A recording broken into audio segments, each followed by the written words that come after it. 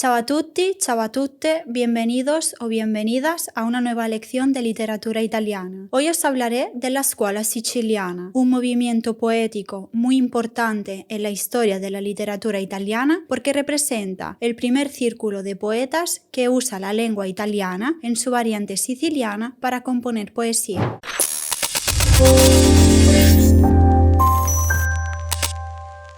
Federico di Svevia o Federico di Hohenstaufen nace en el 1194 y muere en el 1250. Es coronado rey de Sicilia con solo 4 años y emperador del Sacro Imperio Romano Germánico con 26. Además, fue el rey de Jerusalén. Después de una infancia y de una juventud difíciles, porque se quedó huérfano siendo todavía muy pequeño y los familiares y diferentes papas quisieron arrebatarle el trono en diferentes ocasiones, consigue consolidar su poder a partir del 1220, año en el que se dedica a consolidar las instituciones del Reino de Sicilia. A partir de este momento, las fuentes históricas nos presentan a un Federico lleno de contradicciones. Para algunos es el rey más extraordinario del mundo, a la cabeza de un estado potentísimo, un hombre fuerte, curioso y que discute de filosofía, de magia y de matemáticas. Lo llaman Stupor Mundi, la maravilla del mundo. Incluso para los hebreos, Federico era nada más y nada menos que el Mesías, pero para la otra mitad de sus contemporáneos es el anticristo. El cronista franciscano Salimbene da Parma nos presenta a Federico como un infiel, un herético, la personificación de los 7 pecados capitales, un hombre sin ley que, a pesar de ser una persona muy culta, que hablaba muchos idiomas y un buen cortesano, no era un buen cristiano. Su personalidad poco convencional lo llevaba a romper de continuo con los usos y costumbres de su tiempo, razón por la cual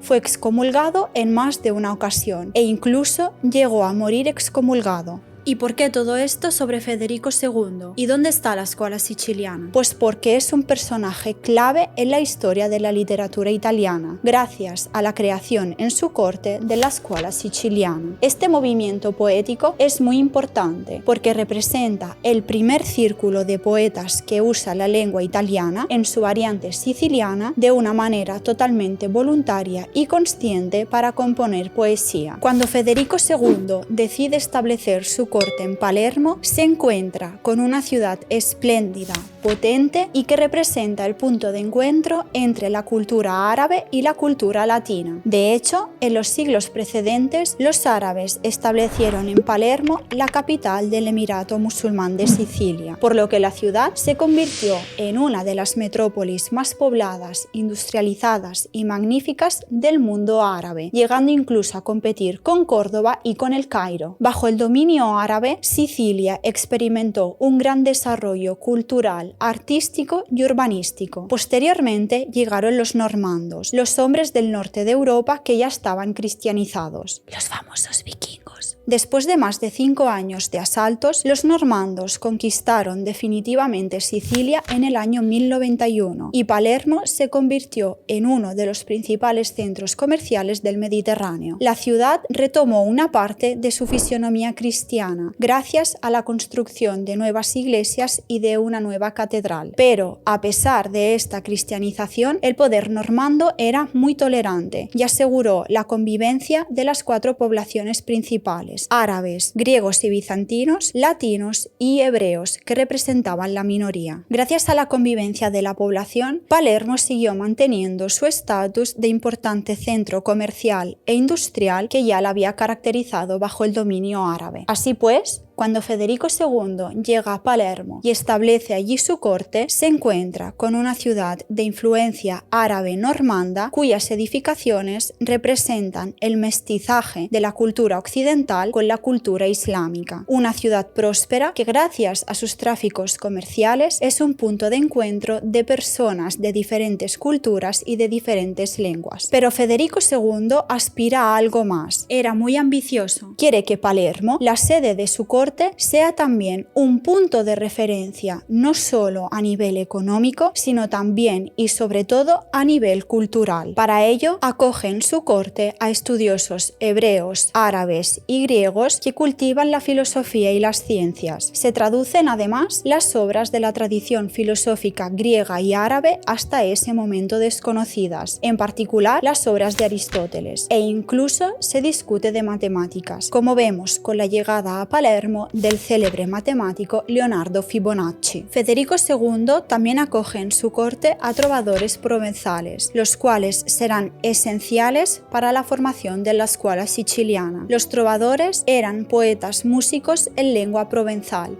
¿Y dónde se hablaba? Se hablaba en la Provenza, en el sur de Francia. Componían poesía laica en diferentes cortes provenzales y eran profesionales que vivían de la poesía que escribían, aunque también podían ser señores feudales, príncipes, caballeros e incluso mujeres, las llamadas trovairits. Los trovadores llegaron a la corte de Federico II como consecuencia de la cruzada contra los albigenses en el año 1208. La ciudad de Albi fue acusada de herejía. El Papa hizo una cruzada y muchos de los intelectuales y trovadores que ejercían allí el arte en lengua occitana llegaron a Sicilia, en particular a Palermo. De hecho, hay una teoría que dice que es probable que, gracias a la llegada de los habitantes de Albi, los sicilianos entraran en contacto con la poesía trovadoresca. De ahí que los poetas sicilianos se inspiren en los trovadores provenzales de lengua doc. La lengua doc es también llamada la lengua occitana. La lengua doc o la lengua occitana contemplaba en su interior diferentes dialectos, entre los cuales el dialecto provenzal. Pero en realidad, como vimos en el vídeo anterior con el análisis de la canción Quando eu stava, ya existía en Italia un tipo de poesía que ya se inspiraba a los modelos de la poesía trovadoresca antes de la creación de la Scuola Siciliana. Ten presente a los trovadores porque los volveremos a ver. Además de acoger a estudiosos de filosofía y de ciencias, a caballeros y a trovadores, Federico II crea una nueva clase de funcionarios fieles y muy competentes. Esta nueva clase de funcionarios está formada por notarios, juristas y magistrados que no solo son hombres de Estado, sino que además son poetas y constituyen el movimiento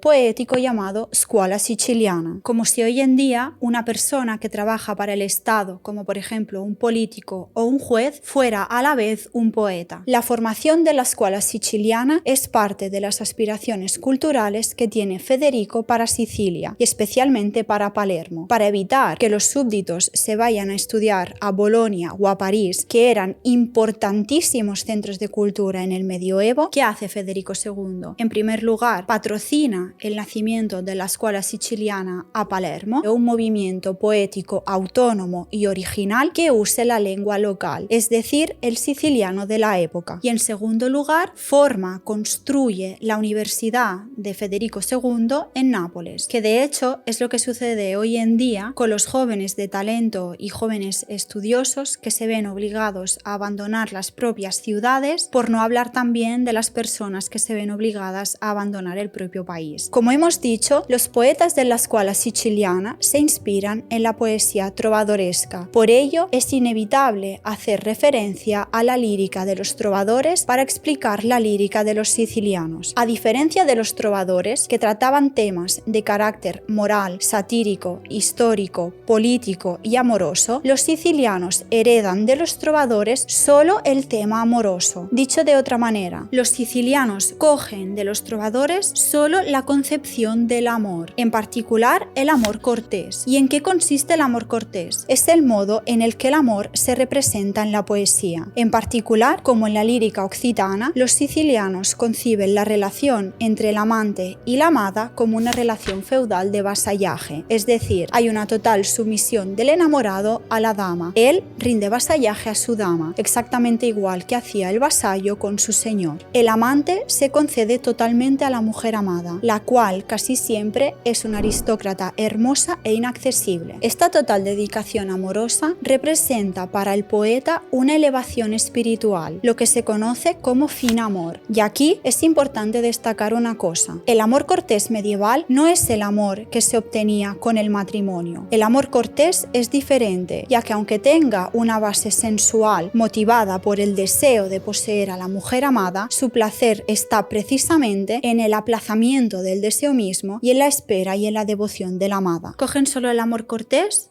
¿O cogen más cosas? También cogen de los trovadores las siguientes temáticas. En primer lugar, la celebración de la belleza y de la virtud de la mujer amada. En segundo lugar, el amor como proceso de refinamiento del individuo a través del sufrimiento, lo que nos lleva al tercer punto, y es que, como el poeta sufre, su estado de ánimo oscila entre el deseo de vivir y el deseo de morir. La cuarta característica que comparten los sicilianos con los poetas trovadores es la necesidad de vivir su amor por la dama en secreto, ya que casi siempre se trata de una mujer inaccesible, ya sea porque está casada, es de otra clase social o porque se encuentra lejos del poeta. Otra temática típica es la hostilidad de los personajes antagonistas, los llamados malparlieri, o sea, los criticones que obstaculizan a los amantes. Estos criticones y cotillas se dirigen hacia la amada para hablar mal del poeta, por lo que la situación se acaba complicando todavía más y se traduce en un sufrimiento amoroso constante por parte del poeta, lo que genera la imposibilidad de amar sin miedo. Hay otras temáticas, pero estas son las principales. Como puedes ver, la lírica siciliana hereda muchas características de la lírica trovadoresca. ¿Y hay alguna diferencia entre trovadores y sicilianos? Hay algunas diferencias. Por ejemplo, a diferencia de los trovadores, los sicilianos muestran un mayor interés por la descripción de la fenomenología del amor, es decir, prestan una mayor atención a las consecuencias que el sufrimiento amoroso tiene en el individuo y al proceso de idealización de la amada. Por eso, en la lírica siciliana prevalece el intelectualismo y la abstracción amorosa. Esto se debe principalmente a la extracción social. Los poetas provenzales eran generalmente caballeros o exponentes de la nobleza feudal. Por eso establecieron una conexión entre el vasallaje y el amor. Como consecuencia de esta visión feudal, en las rimas de los trovadores se da más peso a la demostración del amor y sobre todo a los aspectos más físicos del amor y de la amada. En cambio, los poetas sicilianos, viviendo en un estado unitario con un rey y siendo ellos mismos hombres de estado, abandonan esta visión feudal para dedicarse con mayor atención a los aspectos psicológicos e intelectuales de la experiencia amorosa. Dicho de otra manera, la poesía de los trovadores es quizás más sensual y carnal, mientras que la poesía de los sicilianos es más abstracta, es más intelectual. Además, en los sicilianos, con respecto a los trovadores, se reducen las referencias a la realidad, a la biografía del poeta y al contexto social. En los cancioneros provenzales era muy común acompañar las líricas de los trovadores con una pequeña biografía en prosa del autor, lo que se conoce como vidas. Junto a las vidas, que solían pronunciarse de forma oral antes de los recitales del juglar, también aparecen otros textos en prosa que preceden a los poemas, llamados rasos, cuyo propósito es precisar los motivos o las circunstancias que llevaron a un trovador a escribir esa determinada poesía, aclarar los hechos históricos en ella aludidos e identificar a los personajes que se citan o a los que se hace referencia. Para simplificarlo, las rimas de los trovadores iban acompañadas por una pequeña biografía del autor, que entre otras cosas mencionaba también las razones que habían llevado al poeta a enamorarse de la mujer amada. Pues bien, en los sicilianos todo esto se pierde y la poesía se despersonaliza. Lo importante es la representación del amor en general y no de un solo amor por una dama en concreto. Por lo tanto, para los sicilianos no importa ni la biografía del autor ni los motivos que lo llevaron a enamorarse de una mujer en concreto. Lo esencial es poetar sobre el sentimiento amoroso en general. Estos tres elementos, la despersonalización, la representación del amor en general y la reflexión filosófica, permiten un análisis mucho más profundo de las emociones, y la poesía se eleva al intelectualismo y a la abstracción de los que hablábamos antes. Además, hay que tener en cuenta que, mientras en los provenzales los versos iban acompañados de música, para los sicilianos las rimas estaban destinadas a la lectura, lo que conlleva a que la poesía sea todavía una experiencia más íntima. Entre los poetas más conocidos de la escuela siciliana se encuentran el mismo Federico II y su hijo Enzo, y los hombres más importantes de la corte siciliana, como son los notarios Giacomo da Lentini, Pier della Vigna y Stefano Protonotaro, el juez Guido delle Colonne y el halconero Jacopo Mostacci. Sabemos de la existencia de más poetas, pero no acaba de quedar claro cuál era la función que desempeñaban en la corte de Federico, más allá de la de ser poetas. Si bien todos ellos son muy interesantes, porque cada uno tiene un estilo que lo define de los demás, hay uno en particular que destaca, y es Giacomo da Lentini. De él conocemos unas 40 composiciones, todas ellas escritas entre 1233 y 1240, y es muy importante en la historia de la literatura italiana porque suele ser considerado el iniciador de la escuela siciliana y el inventor del soneto. El soneto es un tipo de composición métrica formada por 14 versos distribuidos en 2 cuartetos y en 2 tercetos. Para que te hagas una idea de cómo era la poesía de la escuela siciliana, vamos a analizar una canción de Giacomo da Lentini llamada Madonna dir vo voglio. Esta composición es en realidad la reescritura del texto trovadoresco A vos mi tons de Folquet de Marsella, uno de los trovadores más importantes, activo desde finales del siglo XII hasta 1231, año de su muerte. Leyendo esta canción podemos encontrar las características que hemos visto antes de la escuela siciliana, aunque después cada autor presente características propias. Pero bueno, Madonna dir vo voglio sintetiza bien las bases de la lírica siciliana. Es una canción. En nuestra época, una canción es una composición que va acompañada por música, pero en la época de la escuela siciliana, por canción entendían una estructura poética particular. En concreto, era una estructura poética formada por un número variable de stanze, normalmente de 5 a 7, que se concluía con un congedo, o sea, una stanza breve que tenía la función de resumir, de concluir la canción. Madonna dir vo voglio es una canción de 5 estrofas de 16 versos cada una. Las estrofas son singulars, que es la palabra occitana que se usa para describir la composición que tiene rimas diferentes en cada estrofa. Empezamos con el análisis de Madonna dir vo voglio. En los 2 primeros versos, el poeta se dirige directamente a la mujer amada y expresa en versos el propio enamoramiento, el cual es sentido por el poeta como una prisión, como un tormento, porque como vemos en los versos 3 y 4, la mujer amada es insensible y orgullosa. Madonna dir vo voglio, come l'amor m'ha preso, in ver lo grande orgoglio, che voi, bella, mostrate e non maita. Muy interesante es el uso de orgullo en su significado provenzal de superbio y de desprecio, que encuentra un sinónimo en sdeñare, rechazar, despreciar en el verso 15, o sea, que la dama se muestra superbia y desprecia el amor del poeta. Esto conlleva a que el poeta se encuentre en un estado doloroso descrito como empírico entre la vida y la muerte, que describe con una belleza extraordinaria en los siguientes versos. Pobre de mí, mi corazón, que sufre tanto, que vive cuando muere por amar perfectamente y piensa que está vivo. Entonces, ¿muero y vivo a la vez?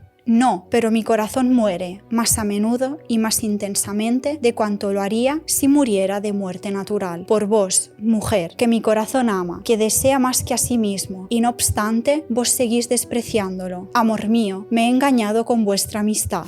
Desde el punto de vista lingüístico es muy interesante el término mistate, que en realidad sería amistate y que recalca el significado de la palabra provenzal amistad, relación amorosa. El sentimiento amoroso es tan intenso che non si può traducir con palabras. Lo mio innamoramento non può apparire indetto, ma sì come io lo sento, cor non lo pensería ne diría lingua. Como el sentimiento amoroso es tan intenso que no se puede traducir con palabras, la condición del amante y el proceso de enamoramiento vienen descritos utilizando como término de comparación los animales de los bestiarios medievales o, más en general, del mundo natural. Un ejemplo de la descripción de la condición del amante usando como comparación los animales lo encontramos en los versos 27-32. El poeta es como una salamandra que vive en medio del fuego sin quemarse, una comparación que ilustra cómo el amante sigue vivo no obstante il fuego de amor. La salamandra udivi che fra lo fuoco vivi stando sana e aussi for per longuso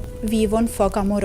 Un ejemplo del uso de la naturaleza lo encontramos en los versos 49-64. La comparación entre el barco en una tormenta y la condición del amante ya se usaba en la literatura clásica y trovadoresca, pero Giacomo usa esta imagen de una manera muy original. El amor por una mujer es como un barco que durante la tormenta se ve obligado a tirar al mar todos los objetos innecesarios, ya que el poeta para sobrevivir tiene que tirar hacia afuera llantos y suspiros. Lo vostro amor, che mave in mare tempestoso, è sì come la nave che alla fortuna getta ogni pesanti. Similemente io getto a voi, bella, i miei sospiri e pianti. Por último, lo único que puede aliviar el sufrimiento es el canto de amor, como vemos en los versos 55-60. Como diría Giacomo da Lentini, cuando sospiro e piango, posar crio. En español sería, cuando suspiro y lloro, encuentro la paz. En resumen, al centro del texto poético encontramos por una parte la descripción de la belleza de la amada, pero lo que más predomina es el análisis de los efectos que el sentimiento amoroso provoca en el amante, así como la reflexión sobre los límites del lenguaje poético, el cual es incapaz de expresar completamente las emociones, pero a la vez único instrumento para aliviar el sufrimiento. Como ves, es un tipo de poesía muy intelectual, abstracta, en la que también predomina la reflexión filosófica. Y ahora que hemos visto un ejemplo real de la poesía siciliana, me gustaría comentar el aspecto más interesante de la scuola siciliana, y es que los sicilianos componen poesía usando la misma lengua, el siciliano ilustre, una forma elaborada y literaria del italiano que se hablaba en aquel tiempo en Sicilia. Y aquí se abre un aspecto interesantísimo de la producción poética de los sicilianos, y es que las rimas que han llegado hasta nosotros, como la que hemos visto, no están escritas en italiano siciliano, sino que están escritas en italiano toscano. Es decir, que cuando leemos una rima escrita por uno de los poetas de la scuola siciliana, como acabamos de hacer con Madonna dirvo voglio, la estamos leyendo en su forma toscanizada, en italiano toscano, y no en su lengua original, que sería el siciliano ilustre. Y aquí te puede surgir una pregunta. ¿Cómo es posible que las rimas de los sicilianos que escribían en siciliano hayan llegado hasta nosotros en lengua toscana? Pues bien, es posible porque en el medioevo las diferentes variedades del italiano todavía no se habían normalizado y no existían reglas gramaticales fijas como las conocemos hoy en día. Como consecuencia, cuando los copistas transcribían las rimas de un manuscrito a otro, adaptaban las rimas de los sicilianos a la propia variedad local. En este caso, como las rimas de los sicilianos que han llegado hasta nosotros están escritas en italiano toscano, sabemos que el copista que transcribió era de origen toscano. Y ahora surge otra pregunta. Si las rimas sicilianas fueron copiadas en lengua toscana, ¿cómo sabemos de la existencia del siciliano ilustre? Pues bien, conocemos el siciliano ilustre gracias a la existencia de otros documentos en los que se encuentran algunos fragmentos de poesías de la scuola siciliana en su versión siciliana. Por lo tanto, cuando leemos una rima siciliana, la estamos leyendo en su forma toscanizada y no en su lengua original, como hemos visto con Madonna dirvo voglio. La experiencia poética de la scuola siciliana tuvo una rápida influencia en Italia. En pocos años, muchos poetas adoptaron los géneros métricos, el vocabulario y el estilo de Giacomo da Lentini y de los demás poetas sicilianos. La muerte de Federico II no significó el fin inmediato del movimiento poético, pero sí el principio del fin. A partir de la muerte de Federico, con su hijo Manfredo, sucedí en el trono, la lírica siciliana se irá desplazando hacia la Toscana y hacia los territorios del norte de Italia, ya que será allí donde se desarrollará de manera muy intensa la poesía en italiano. El amor cantado por los sicilianos será el modelo que seguirán los poetas siculo-toscanos y los poetas toscanos de la generación anterior a Dante, pero esto lo veremos en una nueva lección de literatura italiana. Esto es todo por esta lección de literatura italiana. Si te ha gustado el contenido de esta lección y del canal en general, puedes suscribirte y darle a la campanita para que te lleguen los futuros vídeos. Arrivederci. Arrivederci.